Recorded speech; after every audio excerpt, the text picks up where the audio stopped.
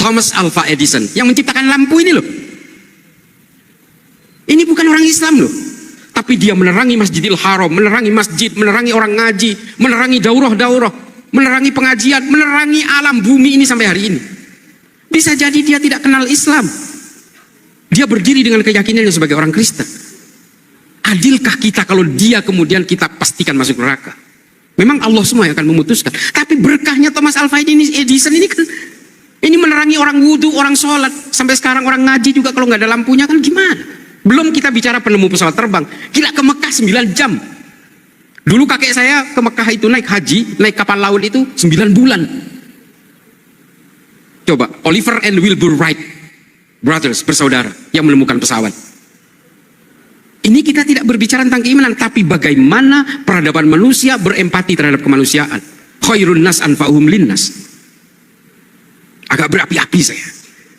Karena bagaimanapun Pak, manusia penghormatannya itu diukur dari akhlaknya.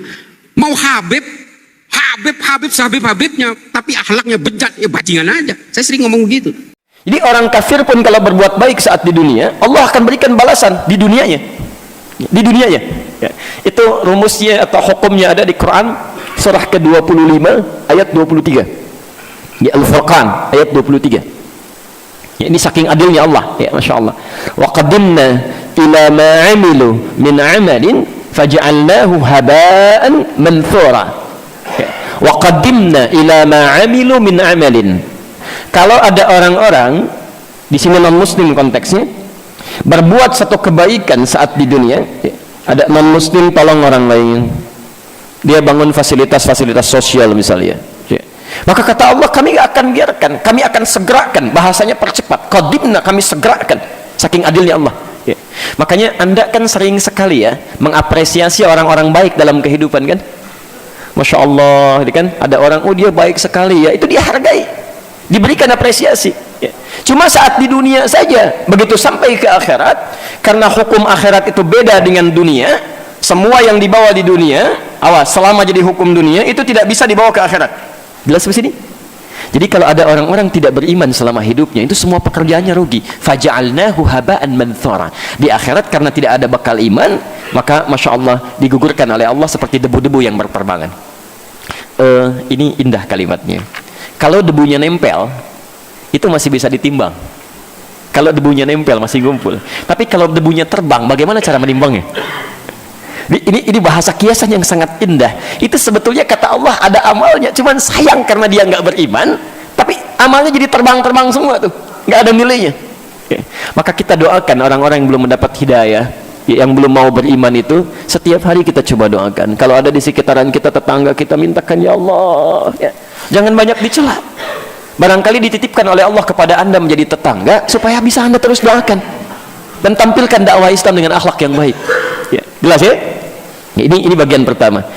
Saya berikan rumus cepat ya. Kalau ada orang bertanya, kenapa orang Islam misal yang telah beriman tapi melakukan perbuatan buruk selama hidupnya masih berpeluang masuk surga, sedangkan orang-orang yang tidak beriman yang baik selama hidup di dunianya kok diancam dengan neraka?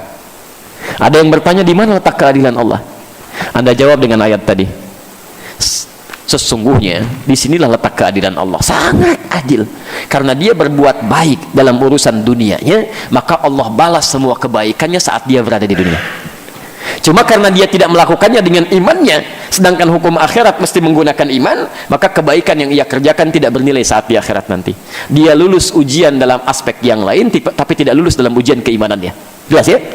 Sedangkan orang yang beriman sekalipun pernah mengerjakan amalan-amalan keburukan, karena dia pernah mengerjakan amalan kebaikan dengan imannya, maka keburukan-keburukan ini dihisab oleh Allah Subhanahu wa taala. Bila tersisa kebaikannya, kebaikan ini yang bisa mengantarkan dia ke alam surga nanti. Jelas ya? Bismillahirrahmanirrahim. Assalamualaikum warahmatullahi wabarakatuh. Ya. Di Al-Quran ada banyak ayat yang akan sholat itu selalu bergandengan dengan zakat. Tadi Ustadz juga sempat menyinggung ada salah seorang tokoh dunia yaitu Bill Gates, yang kita tahu Bill Gates itu adalah pendiri Microsoft dan juga adalah salah satu orang yang paling dermawan di dunia. Saya pernah baca terakhir di Oktober dia pernah menyumbangkan sepanjang hidupnya itu kurang lebih sekitar 35,8 miliar. Kalau saya kurs dengan 15.227 waktu pas tanggal 30 Oktober itu setara dengan 545 triliun. Kemudian sahabatnya dia adalah Warren Buffett. Warren Buffett itu juga orang dermawan nomor 2, pernah menyumbangkan 538 triliun rupiah. Dan hingga saat ini si Bill Gates sudah menyumbangkan hampir seluruh saham-sahamnya, ini cuma punya saham 1,3%. Melihat dari, kita katakanlah apa yang dia lakukan dalam kehidupan ini, kira-kira kalau yang bersangkutan itu meninggal, adakah surga baginya dengan posisi keimanan dia yang seperti ini, Ustadz? Baik. Dan apakah surga itu memang hanya untuk kita kaum muslim, terutama yang mau bertobat? Itu, Ustadz. Ya. Assalamualaikum warahmatullahi wabarakatuh. Assalamualaikum warahmatullahi wabarakatuh. Insyaallah. Dan dia memang merencanakan itu supaya juga pergi ke Bali, supaya bertemu dengan Erick Thohir, dia bikin kegiatan sosial dan sebagainya. Tapi pertanyaannya adalah, apa yang Anda tanyakan sudah pernah terjadi di zaman Nabi. Dan pertanyaan itu dibawa oleh Sayyidah Aisyah radhiyallahu taala anha dan langsung turun ayat di situ. Sangat adil Allah. Ada di mana ayatnya? Quran surah ke-25 ayat 23. Saya kalau urusan terkait dengan akidah, saya akan tegas. Zero tolerance. Tapi kalau terkait dengan urusan-urusan hukum, sepanjang ada dalil menyampaikan demikian, maka saya akan buka sejelas-jelasnya. Tapi juga jangan dipermudah. Ingat baik-baik. Lihat baik-baik ayatnya, Quran surah ke-25 ayat 23. Ini terakhir yang kita bahas. Wa qadimna ila ma 'amilu min 'amalin faj'alnahu haba'an manthura. Sayyidah Aisyah bertanya pada Nabi, "Ya Rasulullah, si fulan itu orangnya dermawan sekali. Nyumbang sana, nyumbang sini, makan ke orang Islam juga ngasih dan sebagainya. Bagaimana statusnya di akhirat? Masuk surga enggak?" Apa jawabannya? Nabi terdiam, turun ayat sebagai bimbingan. Ini menandakan bahwa selevel Nabi saja menunggu keterangan untuk menjawab. Baik, setelah turun, apa jawabannya? Wa qadimna ila ma 'amilu min 'amalin. Jika ada non-muslim berbuat baik dalam urusan dunia, maka kami akan balas semua kebaikan itu dalam kehidupan dunianya. Adil kan? Anda bekerja untuk urusan dunia. Anda beramal untuk urusan dunia. Kata Allah, maka saya kan harus adil. Saya balas dengan semua kenyamanan dunia sesuai dengan kadar kebaikannya. Dia disanjung orang, diapresiasi, bertambah, lancar pekerjaannya, itu dunia. Jadi kalau ada orang berbuat baik dengan orientasi dunia, bukan akhiratnya, maka orang itu, kata Allah, saya akan balas dengan semua kenikmatan di dunia secara cepat. Wa qaddimna, kami segerakan. Adil sekali. Allah tidak menunda. Anda berbuat baik untuk dunia, saya jawab, kata Allah. Tapi di akhirat, faja'alnahu haba'an manthura. Semua itu tidak ada nilainya seperti debu yang berterbangan. Kenapa? Karena Allah mesti adil. Akhirat itu beda bekalnya dengan dunia. Bekal akhirat itu dasar utamanya iman. Ini poinnya. Dan bekalnya bukan dunia. Makanya ketika Anda meninggal, saya meninggal, kita meninggal, tidak peduli statusnya siapa, maka dia akan meninggalkan dunia. Disebut telah meninggal dunia. Kenapa disebut meninggal dunia? Bukan cuma orang yang meninggalkan dunia. Semua bekal dunianya pun tidak akan dibawa ke bekal akhiratnya. Semua bekal dunianya tidak akan dibawa ke alam akhiratnya. Jangankan akhirat, ke kuburan aja nggak dibawa. Jadi di kuburannya nggak ada nilai manfaatnya. Saya belum pernah lihat misalnya, ada orang saat akan meninggal misalnya, tolong kuburkan sekalian dengan mobil saya yang Ferrari. Ini yang Lamborghini, ini yang ini yang itu, ini yang Alphard. Nggak ada. Mama, kalau papa meninggal, tolong nanti, ini handphone terbaik papa. Note 9. Tolong sertakan ya, berisi catatan-catatan kita saat kita Kalau mamah kangen, miss call aja. Bernafas dalam kubur. Mana bisa?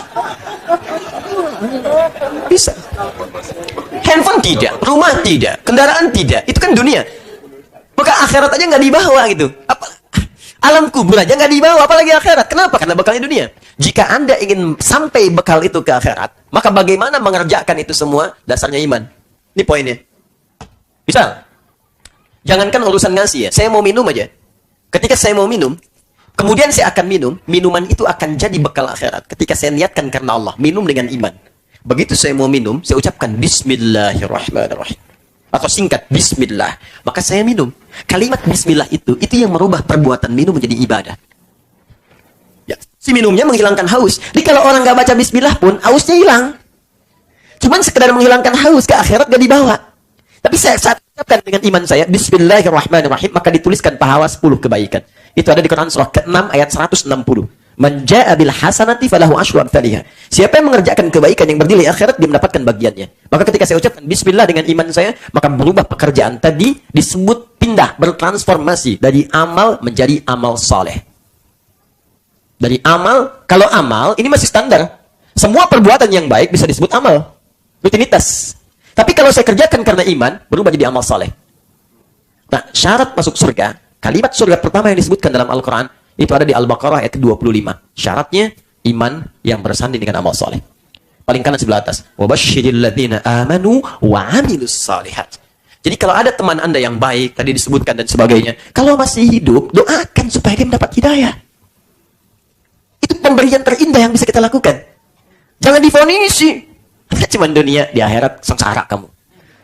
Tidak. Kita doakan dari jauh, ya Allah berikan hidayah kepadanya. Ya Allah, saya tidak ingin berpisah dengan dia. Ya Allah, jadikan manfaat dalam kehidupannya. Tapi, kalau dia, teman-teman sekalian, gagal di sini, maka Allah dengan segala keadilannya, dunia dibalas, di akhiratnya, semua kebaikan itu menjadi debu yang berterbangan. Lihat dahsyatnya. Kenapa debunya terbang? Kalau debunya mengumpul, maka dia punya massa. Dia punya berat. Ditimbang, dan Allah harus adil. Tapi kalau terbang, dia hanya akan menatap, gak ada nilainya. Saya tanya pada Anda, kalau Anda ikut ujian, nilai yang dicapai harus sempurna, 5. Syarat kelulusan. Anda hanya lulus 4, gagal 1. Apakah lulus ujiannya? Bisa masuk kampus? Tidak. Dia lulus ujian yang lain. Memberi, derma, tawadu, macam-macam. Cuman gagal 1 ujian, iman. Dan dia diberi kesempatan untuk lulus, tapi dia memilih untuk tidak lulus.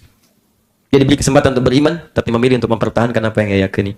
Maka Allah pun memberikan apa yang ia telah siapkan. Sangat adil.